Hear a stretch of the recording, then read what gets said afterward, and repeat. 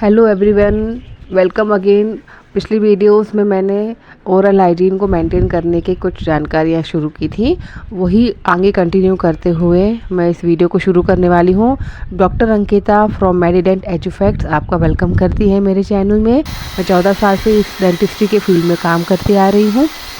अपने अनुभवों से मैं ऐसे भ्रांतियों को दूर करने का भी प्रयास कर रही हूँ। साथ में एक छोटे छोटे कुछ उपाय है जिससे आपके डेंटिस्ट के पास की विजिट्स कम हो सकती हैं या आपका मुंह हमेशा स्वस्थ रहे, कीड़ा नहीं लगे। और आगे बहुत सारी ऐसी रोचक जानकारियाँ जनरल हेल्थ की भी, रूटीन की भी आपको देने का मैं प्रयास कर रही हूँ।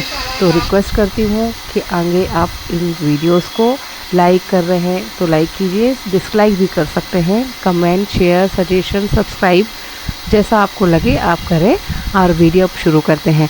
पहले की वीडियो में मैंने बताया था कि ब्रशिंग वो 2 बार, उसके बाद माउथ वॉश, उसका रिप्लेसमेंट, फ्लशिंग, फ्लॉशिंग एंड उसके बारे में हम और क्या यूज़ करें डेली प्रैक्टिस में।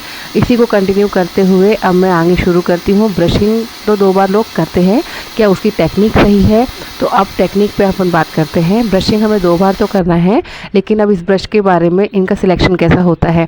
ब्रश जो है बहुत ज़्यादा हार्ड या सॉफ्ट नहीं होते, मीडियम साइज ब्रिसल्स होते हैं इसमें, जिससे एक पर्याप्त फोर्स जो हमको चाहिए है प्लाक को डिसलॉज करने के लिए वो लग सकेगा।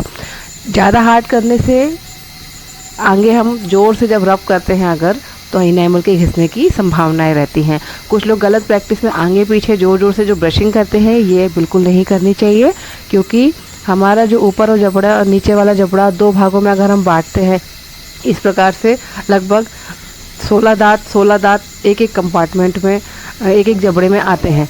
8 जबड़े के हिसाब से, दांतों के हिसाब से 32 दांत हो जाते हैं, और बाकी जनरली 28 दांत अगर होते हैं तो 7 तो इसमें हमको पीछे से शुरू करते करते छोटे छोटे से स्मॉल राउंड्स बनाते बनाते आगे तक आना है। उसके बाद हमें ऊपर से नीचे की तरफ जो है स्वाइपिंग जैसे करना होता है, उस तरीके से ब्रशिंग करना है। और उसके बाद हमें ध्यान रखना है कि हमारा जो चबाने वाला एरिया होता है, जो चाब होती है, वहाँ पे क्लियर होना चाहिए। हर एंगल में हमको जीभ की तरफ, तालू की तरफ, इस प्रकार से आगे और पीछे की तरफ से हमको ब्रशिंग करना है। और ब्रशिंग जो है हमको इस तरीके से करते करते साथ में कुल्ला भी बहुत अच्छे से करना है। देन उसके बाद आता है टंग का बहुत बड़ा रोल होता है। छोटा सा दांत है और जीभ हमारा बहुत सारा एरिया कवर कर रही है, जिसमें अच्छा खासा पूरा का पूरा सरफेस में पूरा प्लाक और ये सारी चीज़ें जमा होती ही हैं। तो हमें टंग क्लीनिंग का भी बहुत अच्छे से ध्यान रखना चाहिए, जिसको लोग इग्नोर करते हैं। टंग क्लीनिंग में हमको जितना पीछे तक आते हैं स्क्रैपर, उधर तक हम जाएं जहाँ से उल्टी आना शुरू नहीं होता है, और उसको धीरे से, अपन बहुत फोर्सली भी नहीं कि टंग छिल जाएगी, बट इतना है कि उसका पूरा जो वाइट लगा रहता है ना, उसको पूरा हम अच्छे से क्लीन कर सकें एक बार में। 1 या 2-3 ऐसे उसमें करते हैं। अलग अलग इसके स्क्रैपर आते हैं, प्लास्टिक के भी होते हैं, मेटल के भी होते हैं, अलग अलग तरीका होता है इनका। तो ये आप ध्यान रखेंगे तो ये एक नया प्रैक्टिस हो गई। देन उसके बाद आता है कि ब्रशिंग भी कुछ ऐसी जगह होती है, सेंसिटिव होती हैं अगर, तो उसमें हमको 2 दांतों के बीच में अगर खाना फंस रहा है, सड़ रहा है, तो इसके लिए कुछ अलग टाइप के ब्रशेस होते हैं, प्रॉक्टर ब्रशेस भी बोलते हैं इनको।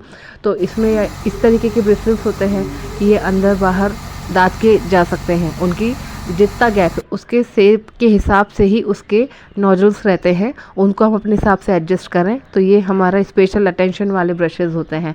उसके बाद में आती हैं चीज़ें, जब किसी को ब्रेसेस वगैरह लगे हैं तो उसके लिए भी अलग टाइप के ब्रशेज़ होते हैं फ्रेंड्स। उसके बाद में फिर अपना चालू होता है कि आजकल इलेक्ट्रॉनिक ब्रशेस एंड फ्लॉसर्स भी आ रहे हैं मार्केट में।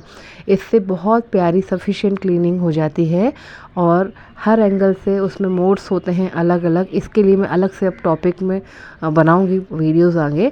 इसी में हम कंटिन्यू कर रहे थे अभी कि ब्रशिंग की टेक्निक्स एंड टंग क्लीनिंग हो गई है, और इलेक्ट्रिक ब्रशेस और ये अपना फ्लॉसर्स भी आ चुके हैं। उसके बाद कुछ हमारी एक च्यूइंग हैबिट्स हैं कि क्या हम हेल्दी फूड्स वगैरह खा रहे हैं, एसिडिक ज़्यादा खा रहे हैं, हमारे दांतों में किस प्रकार का इरोज़न यानी कि सरफेस हमारी रफ़ है कि नहीं है, या कुछ खाने की वजह से हो रही है। तो इन सब पे भी हमें ध्यान देना होता है। साथ ही में हमको क्या है कि नींबू, नमक, हल्दी इन सब से तो साथ कर ही रहे हैं। एक और प्रैक्टिस होती है, अगर बहुत ज़्यादा इन्फेक्शियस माउथ है, ब्लीडिंग गम्स और ये सारी चीज़ें हैं जो आपको डेंटिस्ट बताएंगे, उनकी आप विजिट्स भी लीजिए, स्केलिंग और कुछ चीज़ें घरेलू के बाद में भी जो सॉल्व नहीं होती है, तो बहुत ज़्यादा होम रेमेडीज़ में जाके या उसको डिले करके कोई फ़ायदा नहीं होता है। हमें डेंटिस्ट के विजिट्स में जाके एक क्लियरेंस लेनी होती है कि कितना हमको करना है। कुछ लोग हाइड्रोजन पेरोक्साइड का भी यूज़ करते हैं, उसको भी हम लोग घर में यूज़ कर सकते हैं। एक ढक्कन हम आधे गिलास पानी में अच्छे से कुल्ला कर सकते हैं, उससे भी हमारा एक तरीके से डिसलॉजमेंट एफर्वेशंस इफ़ेक्ट आता है। मतलब कि कोई भी अच्छे से निकलने का प्रयास करता है तो वो कुल्ला करने के बाद निकल जाता है सारी चीज़ें। तो एक हाइड्रोजन पेरोक्साइड का भी हम यूज़ कर सकते हैं। कुछ लोग अगर दातुन करते हैं नीम की, तो दातुन इज़ गुड। बबूल, नीम, इनमें जो आयुर्वेदिक तत्व होते हैं, डेंटिस्ट इनको एकदम डिनाई नहीं करते हैं, पर इसमें टेक्निक ये होती है कि अच्छे से फ्लॉसिंग नहीं होती है, अच्छे से उसमें डिसलॉजमेंट नहीं होता है, सिर्फ हम कीटाणु मार रहे होते हैं। तो दातुन अगर आप प्रैक्टिस करते हैं तो दातुन को कंटिन्यू तो करें, अगर चाहते हैं कि नीम का भी हमको कहीं ना कहीं फ़ायदा मिलेगा, पर साथ पे हमको ब्रशिंग भी करना है। एक टाइम आप ब्रशिंग भी कीजिए। ब्रशिंग साथ में करने से जो अच्छे से डिसलॉज नहीं हो पा रहा है, फ्लॉसिंग नहीं हो पा रही है, फ्लशिंग नहीं हो पा रही है, बारीकी से नहीं हो पा रहा है, वो चीज़ें भी हो जाती हैं।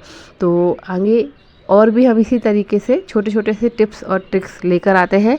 इसके लिए आप अगले वीडियोस का और इंतज़ार कीजिए। तब तक के लिए बाय बाय।